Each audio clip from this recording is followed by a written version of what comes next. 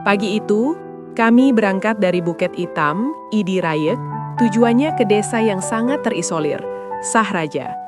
Kami membawa sembako, alat penyaring air, dan Starlink.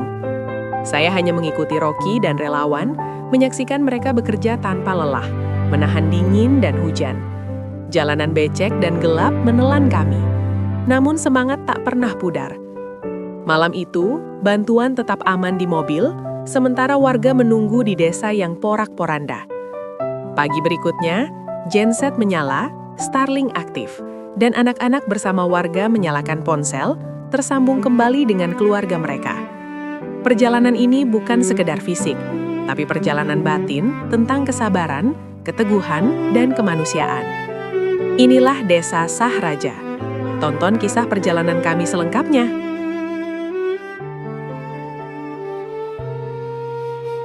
Malam itu, kami dari Bukit Hitam, Idi Rayek, Aceh Timur. Matahari belum terbit, tapi hati kami sudah lebih dulu lelah. Sebelum berangkat, barang-barang disiapkan satu persatu. Sembako disusun rapi, kardus diikat, logistik dihitung ulang. Di antara bantuan itu, ada alat penyaringan air untuk kebutuhan air bersih. Dan satu perangkat yang jarang terpikirkan, Starlink. Rocky membawanya, bukan untuk bergaya, bukan untuk pamer, tapi agar warga tetap bisa mengabari keluarga mereka. Saya hanya mengikuti mereka, melihat mereka menyiapkan semuanya dengan tenang, tanpa panik. Rombongan kami 5 unit mobil. Dari Bukit Hitam, kami bergerak. Jalanan pagi tenang, tapi ketenangan itu hanya sesaat. Sesampainya kami di Alu Hitam, Indramakmu, salah satu mobil rusak. Rocky dan relawan segera turun talian. Mereka segera memperbaiki, mengatur posisi kendaraan.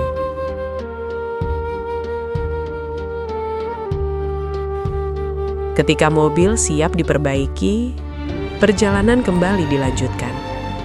Menjelang sore, kami makan bersama di kompleks PT Tualang Raya. Tubuh mulai lelah, tapi Rocky dan relawan tetap bersemangat. Mereka tidak mengeluh. Saya cuma ikut duduk, menahan rasa lelah, dan memperhatikan mereka. Malam mulai turun. Jalan berubah menjadi musuh. Jalan batu menjadi mumpur. Lumpur mengganjal ban. Becek dan licin. Beberapa mobil nyangkut. Di tengah hutan, satu mobil lagi rusak. Warga bilang wilayah ini rawan, banyak harimau. Rocky dan relawan saling menjaga satu sama lain. Saya hanya ikut berjalan di belakang, menyesuaikan langkah. Dalam gelap, saya melihat keteguhan mereka. Tidak ada yang meninggalkan yang lain. Tidak ada yang panik. Saya hanya ikut, belajar arti menjaga. Sekitar pukul 11 malam, kami tiba di Desa Sahraja. Di sana, gelap total. Tidak ada listrik. Bantuan masih aman di mobil, dibalut tenda agar tidak basah. Malam itu, saya cuma melihat Rocky dan relawan menurunkan sedikit perhatian mereka ke warga. Sementara saya berdiri, menahan dingin dan basah. Di tenda pengungsian, lampu minyak dinyalakan satu persatu. Cahayanya kecil, gemetar. Saya ikut melihat wajah-wajah lelah warga. Rocky memilih tidur di posko pengungsi. Pagi datang. Hujan reda. Kabut belum pergi. Sarapan sederhana di dapur umum pengungsi. Rocky makan bersama warga dan relawan. Kemudian, bantuan mulai dibongkar. Sembako diturunkan. Alat penyaringan air dipasang. Rocky dan relawan bekerja tanpa henti. Saya hanya ikut, membawa kardus, menyesuaikan langkah, dan memperhatikan. Pagi itu juga, genset tiba. Bukan dari rombongan kami, tapi kepala desa yang mencarinya. Saat mesin hidup, suara dengungnya terdengar seperti kehidupan yang kembali berdetak. Starlink dipasang, internet tersambung. Anak-anak, remaja, orang dewasa, semua mendekat, mengisi daya ponsel mereka, menghubungi keluarga. Ada tangis, ada senyum, ada lega. Dan saya cuma melihatnya, merasa kecil tapi ikut terenyuh. Kami berniat melanjutkan ke Sarajala, namun jalan belum bisa dilewati. Lumpur masih setinggi orang dewasa. Saya hanya ikut berdiri, menatap jejak air yang luar biasa tinggi. Pelapa sawit tersangkut di atas kabel listrik, batang pohon pisang. Masya Allah, ini kuasa Allah. Entah teguran, ujian, atau peringatan. Yang jelas manusia sangat kecil di hadapan alam.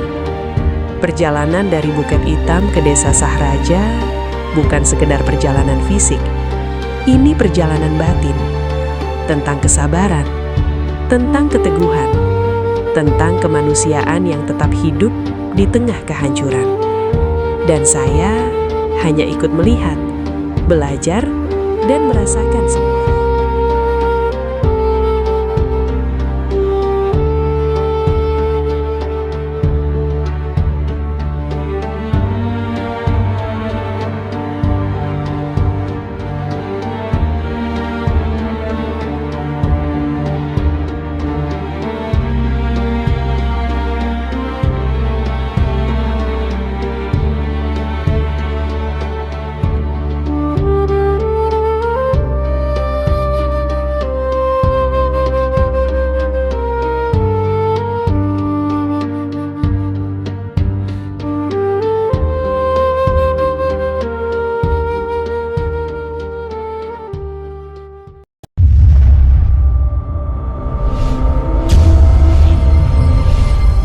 Aceh Timur Bere.